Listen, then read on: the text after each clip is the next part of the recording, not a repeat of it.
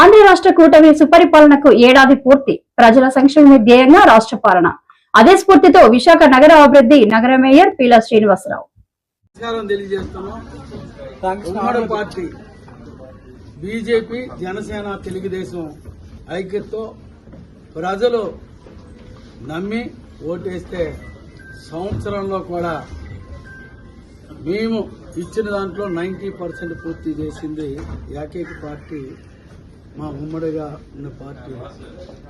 ఎందుకంటున్నంటే ధైర్యంగా ప్రజల దగ్గరికి వెళ్తున్నాం, ప్రజలు కలుస్తున్నాం, ప్రజల సమస్యలు తీసుకుంటున్నాం. ఇమ్మీడియట్గా క్లియర్ చేస్తున్నది నారా చంద్రబాబు నాయుడు గారి నాయకత్వంలో. ప్రతిది కూడా పవన్ కళ్యాణ్ గారు కానీ ప్రజల ముందుకు వెళ్ళమని నాయకులు కూడా ఇప్పటికి ఆదేశించడం. మేము కూడా నేను మేయర్ అయ్యాక కూడా ప్రతి వార్డు విజిట్కి వెళ్ళి చేస్తున్నది. ఎందుకంటే చెప్తున్నాను, ఏదైతే వైఎస్ఆర్ ప్రభుత్వం, నేను ఈ నాయకులు చెప్తున్నారు, ఈ కేసుల గురించి మాట్లాడడం, కేసుల గురించి చెప్పడం జగన్ గారు తప్ప, జగన్ గారు చేసేది ఎప్పుడైనా అభివృద్ధి ఆయన నా 5 సంవత్సరాల్లో చెప్పాడా? నేను ఛాలెంజ్ చేస్తున్నాను. అభివృద్ధి చెప్పే నాయకుడి తెలుగుదేశంలో చంద్రబాబు నాయుడు. అభివృద్ధి చేస్తున్నది ఒప్పుకుంటుంది ప్రజలు.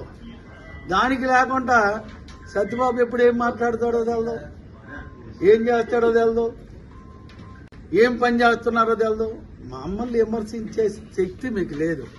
5 సంవత్సరాల పెన్షనే పూర్తి ఇవ్వలేన మీ పార్టీ చంద్రబాబు నాయుడు గారు ముఖ్యమంత్రి అయిన 4,000 ఇచ్చిన మా పార్టీకి అంచనాలు వేస్తున్న మీ నాయకులకి సిగ్గుందా అని నేను అడుగుతున్నాను.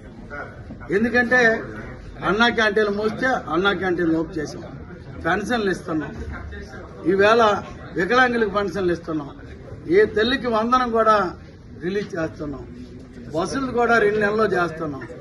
మీరు ఏదైతే సిలిండర్లు కూడా మేము ఇస్తున్నాం, దీపం పథకం, ఏది మా ప్రభుత్వం ఇచ్చిన మాటల్లో మీరు మొత్తం ఈ రాష్ట్రాన్ని మొత్తం ఫైనల్స్ గా ఇబ్బంది పెట్టినప్పటికీ ఈ రాష్ట్రాన్ని ఏ విధంగా ఆదుకోవాలని మోడీ గారి నాయకత్వంలో ఈవేళ రాష్ట్రానికి అభివృద్ధిని నడిపిస్తున్న మా నాయకుడు. ఏ నెలైనా మీరు పెన్షన్లు ఇస్తాడు తాకట్టెట్టుకుంటా మీరు పెన్షన్లు ఇచ్చారా? ప్రూఫులతో మేము చూపిస్తాం. విశాఖపట్నం ఆస్తులు కూడా తాకట్టేటారు మా నాయకులు. ముఖ్యమంత్రిగా అయ్యాక ఎన్డీఏ ప్రభుత్వంలో ఈరోజు పెన్షన్లు అన్ని రిలీజ్ చేస్తున్నట్టే ఆలోచన ఉండాలి. మీ కుంభకోణాలు వస్తున్నాయి, కోట్లు మీరు చేస్తున్న కుంభకోణాలన్నీ రికార్డెడ్ గా లోకేష్ బాబు రెడ్ బుక్ అన్నారు. రెడ్ బుక్ కాదు, ప్రజాపాలన బుక్. ఆ బుక్ ద్వారా ఈవేళ ప్రతి ఒక్కరూ దొంగలందరూ బయటకు వస్తే, కొంతమంది దొంగలు రాష్ట్రాలు దేశాలు దాటి వెళ్ళిపోయిన మీ దగ్గర ఉన్న పరిస్థితి ఉంటే ప్రజల ముందుకెళ్లి ప్రజల సభ చెప్పుకున్న మా ప్రభుత్వానికి సంవత్సరం ఈరోజు అయినందుకు అందరూ ఆనందంతో ఉన్నాం. ప్రజలు ఆనందంతో ఉన్నారు, అధికారులు ఆనందంతో ఉన్నారు, రైతులు ఆనందంతో ఉన్నారు. ఏదైతే కార్మికులు ఉన్నారో ఇవాళ ఇసుకది ఫ్రీగా ఉండి ఆనందంగా ఉన్నారు. ఒక్కరే ఆనందంగా లేరు. ఈ విశాఖపట్నం నుంచి దోచుకున్న నాయకులు కానీ, ఈ రాష్ట్రంలో జగన్మోహన్ రెడ్డి తోటి దోచుకున్న నాయకులు తప్ప ప్రజలందరూ ఆనందంగా ఉన్నారు. ఆనందంలో 1 year మేము కూడా పండుగ చేసుకునే మాకు భాగ్యం కలిగింది.